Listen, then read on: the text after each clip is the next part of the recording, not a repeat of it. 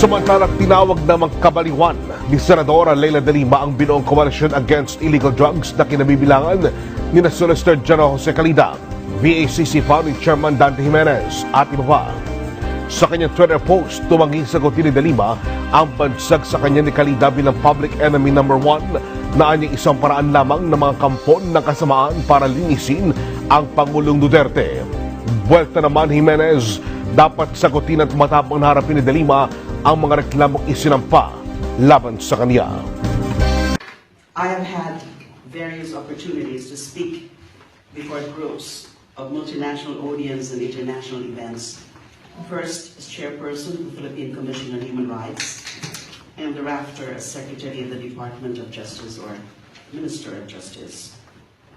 This occasion, though, bears a great and unique significance to me, both professionally and personally. Not only because this is the very first time that I will be delivering a formal speech on global platform as an elected public official, but also because of the current state of the country and of the people I am here to represent. If before I came to offer answers, now for better or for worse, I come with questions and points for self-reflection about what the future holds for my country, the Philippines. To be completely honest, I am representing a country and a people whose true complexity and indefinability I'm only beginning to truly understand. Whereas I used to stand before international stakeholders assuring them that all is well, or at least everything is being done to make sure that all will be well on the human rights front in the Philippines, I myself am one of those who are today looking for similar reassurances. Whereas I used to think that we Filipinos have long learned our lessons about the folly of falling for authoritarian rule under a charismatic and dangerous cult-like leader, I myself am not so sure why we are in this situation once again. 2016 or 2016 will be remembered as a year of, shall we say, interesting turns of events, although interesting seems to be an understatement. This time last year, I had a clear vision of the Republic and of the Filipino people that I was seeking to serve. A people that valued justice and humanity, independence, democracy, and the rule of law, truth, justice, freedom, love, equality, and peace. And our country seemed well on its way to realizing these aspirations and ideals as embodied in the preamble to our Constitution. Never could I have foreseen the extent to which the very phase and values of my country and my people could have changed in just 12 months, nor the disturbing direction we seem to be hurtling towards from here on. In May of this year, 16 million Filipinos elected a self-confessed serial killer as president. The same candidate who, while on the campaign trail, told a rape joke about an Australian missionary who was raped and killed in the city where he was then serving as mayor, cursed the Pope for having caused traffic jams during his papal visit, evaded questions about the source of his alleged undeclared wealth amounting to billions of pesos, and basically promised to employ summary killings as a policy to curtail criminality. In the last 5 months, he has proven through his blood-soaked promise, at least to the extent that by the Philippine National Police's own statistics, we have now recorded a total of more than 6,095 deaths in connection with the Duterte administration's war on drugs, which is turning out to be more of a war on the poor, while big-time drug lords have thus far been mostly allowed to evade justice. He has also allowed the former dictator, Ferdinand Marcos, to be buried as a hero. The same dictator whose 20-year regime which was as corrupt as it was bloody, from similar acts of summary execution, torture, enforced disappearances, and various other forms of human rights abuses and political oppression, is the very raison d'etre for the drafting of the 1987 Constitution, which sought to ensure that similar abuses and heinousness will never again find space within the annals of Philippine history. In one fell swoop, the current president obscured the rejection of such dictatorial regime by allowing a plunderer and a killer to be given a hero's burial. He has also driven the women's empowerment and gender sensitivity movement in our country several decades back by himself creating a culture of misogyny, wherein female members of the press are catcalled during press conferences, female police officers are touched inappropriately, even the vice president's legs are openly ogled during cabinet meetings, and slut shaming is employed as a form of political reprisal against women who dare criticize him. And I happen to be the #1 victim of that slut shaming. He and his men, preying the people's fears from so-called anticipated reprisals by those involved in the drug trade, or from terrorist attacks, or some other undefined threats that prey upon their feelings of insecurity, are keeping the threat to the declaration of a state of martial law or national emergency and suspension of the writ of habeas corpus perpetually hanging above the Filipinos' heads, thus priming them for malleability for other extreme actions. And even after all of that, what is most disturbing is the way he is shaping the very psyche and identity of the Filipino people. We have gotten to the point where we're trying to convince ourselves that we do not hear what we are hearing, that we do not see what we are seeing, that it's okay for the president to do and say what he does and says because he's just being true to himself, and that's a good thing. That to speak against the president is to stand against the 60 million people who voted for him. In fact, in spite of everything and against all reasonable expectations, our president still enjoys a very good performance rating from the people, according to a latest survey released just days ago. Of course, surveys aren't always accurate, but the absence of a roaring rejection of the occurrence of daily deaths in our streets is in itself quite disturbing. If 6,095 deaths, including deaths of innocent children, in less than 6 months, isn't enough to spark outrage, how many more will it take? Apparently, much, much more, if we go by the proposal to revive the death penalty, which I predict can easily pass in the lower house of the Philippine Congress. Apparently, our choice is be killed in the streets or be killed by public execution. It doesn't matter that we all know that death penalty has never been as successful a deterrent to crime as it is a weapon of political suppression. It doesn't matter that our justice system is far from being perfect to ensure that no innocent lives are taken. All that matters is that macabre mathematics that equates death tolls to accomplishments.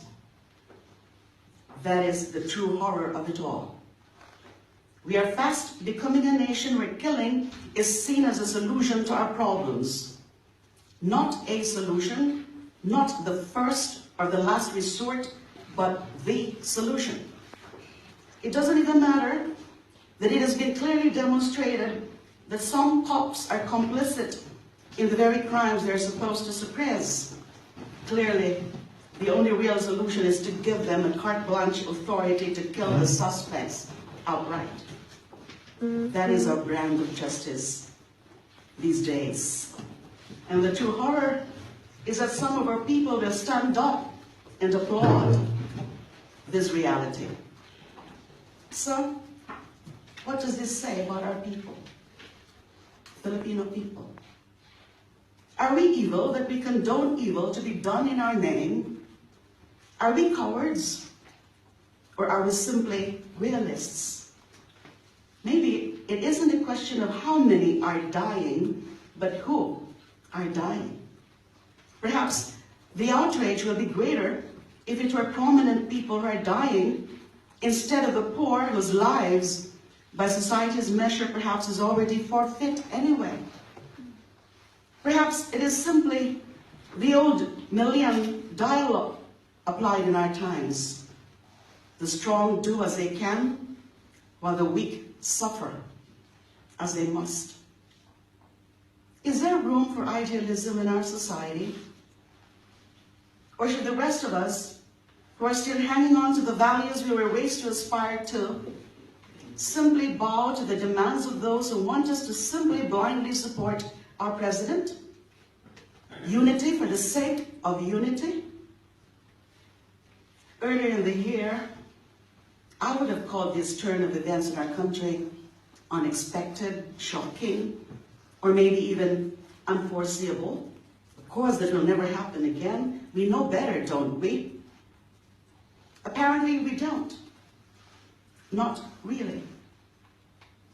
Armed with the benefit of hindsight, I see now that in our preoccupation to realize the idealized version of our nation, we failed to see the vulnerabilities in our notion of nationhood that make those ideals still far out of reach. One of which is the absence of a truly and deeply shared Filipino identity. There is still a huge gap between who we have been taught to think we are and who we truly are. The gaps in income, social status, education, culture, language, beliefs, values, histories, and even geography are too real, too deep, and too long unexplored to allow us to form a true Filipino identity. We forget that before the Spaniards came along, there was no single Filipino nation to speak of. Even after we declared independence from colonial rule, we formed a unitary government that merely adopted the colonial boundaries we inherited. Even our very flag, for instance, I see our flag here. It has only 8 rays, his rays, the yellow rays, to its sun, to symbolize the 8 northern provinces that started the revolution against Spain.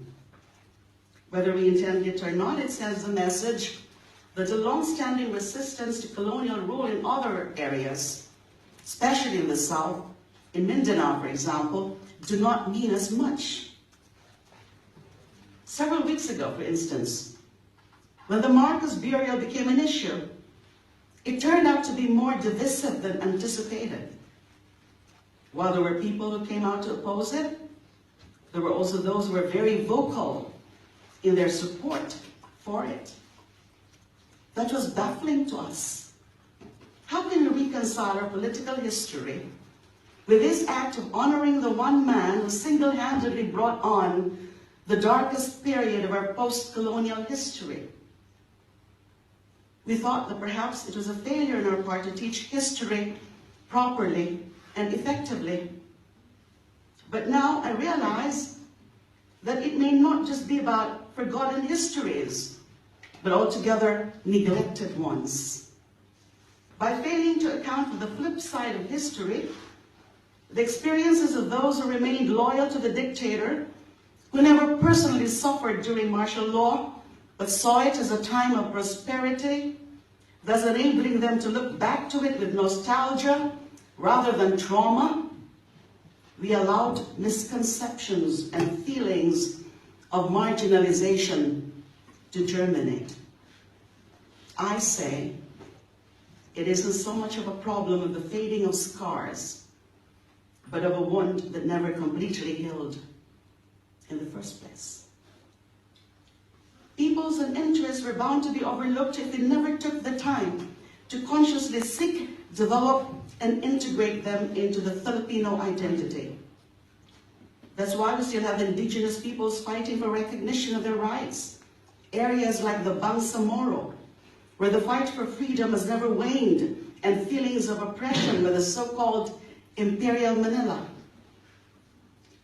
That is why, even as people are dying, people are much too accepting of the injustice rather than fighting to correct it.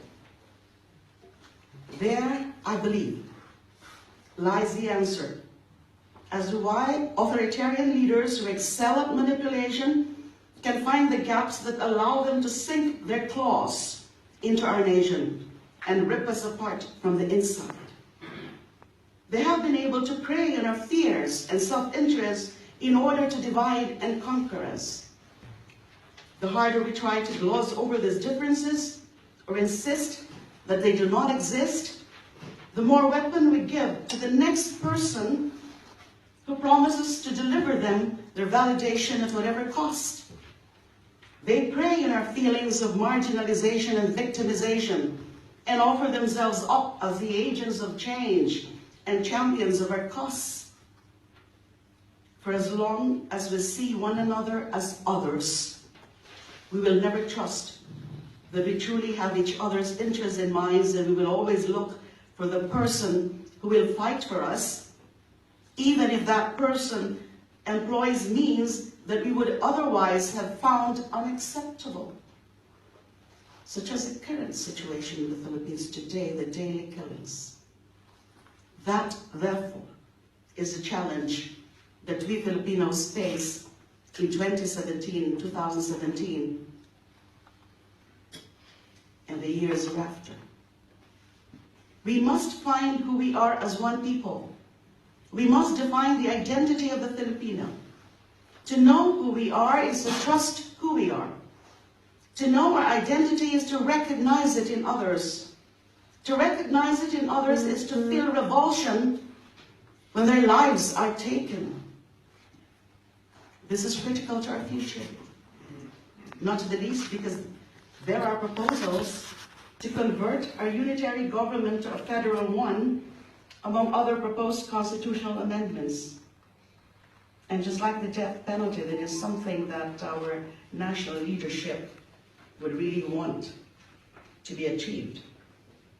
And while there may be good reasons to convert to a federal system of government, I firmly believe and truly do fear that doing it now, under the circumstances when we are more fragmented than truly united, there is a real danger that it would create greater friction among our people without the hope of a common identity or common interests to hold us together. I believe that it all starts with cultivating a culture of listening, one that is oriented towards conversations that lead to true understanding, not just towards unproductive reactions and divisive debates, and definitely not through fake news, which seem to proliferate in our country today. Just yesterday, they disseminated this fake news about me being thrown out of this conference because of my anti-Duterte rhetorics. It's all over our local social media. True diplomacy, if you will, employed not between two states, but person to person. And when I go back to my country in a few days, I know that there are those who until now will seek to cast me as the enemy because I dare question the abuses of power that I see, and I dare object to the rampant killings taking place in our streets. But I shall take with me the knowledge that my one and only sin, so to speak, is having stepped out of the cave and seen the world outside, especially through the eyes and wisdom of all of you who have graced this year's conference. Having done so, I go back home, conscious of my duty to help the prisoners still trapped in the cave, to make them see the chains that bind them for what they are, to help them free themselves of those chains, and to finally step outside the cave and see the beauty, freedom, and opportunities that the real world has to offer. For a person who lives a hard, fulfilling life outside the cave, is still more fortunate than the prisoner who wastes his life chained inside, believing in the tricks of light and shadows, while waiting in line for their turn under the butcher's knife. As I come to the close of my humble contribution to this conference, I would make clear that I am not an academic, I am not an expert, I am but a public servant and a human rights advocate who herself has felt the claws of political persecution in retaliation for standing up against the most powerful official in our country. At a time and under circumstances when our very identity and moral values as a people is in question, and when I myself do not know what the future holds for me and other human rights defenders in our country, I lament that I cannot offer categorical answers or endorsements for completely foolproof and dictator-proof practices to promote and uphold human rights, except perhaps to, first and foremost, recognize that it is a never-ending process that requires constant vigilance. While we open our hearts and minds to different views, experiences, fears, and aspirations, we must hold on to our fearless and uncompromising tenacity, never to surrender our humanity. For our humanity is the one thing that can ever truly bind us, the basis for trust, the basis for unity, the very survival of our species. Thank you for your attention.